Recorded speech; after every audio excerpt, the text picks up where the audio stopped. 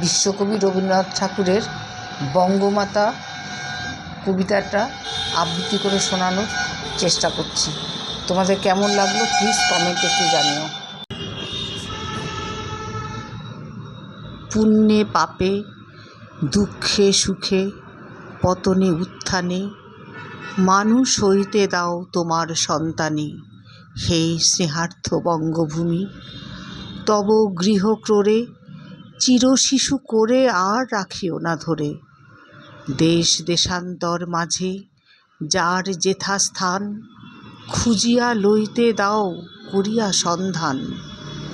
পদে পদে ছোট ছোট নিষেধের ডোরে বেঁধে বেঁধে রাখিও না ভালো ছেলে করে।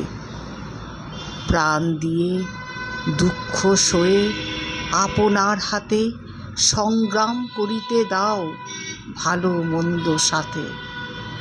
শীর্ণ শান্ত সাধু তব পুত্রদের ধরে দাও সবে গৃহ ছাড়া লক্ষ্মী ছাড়া করে।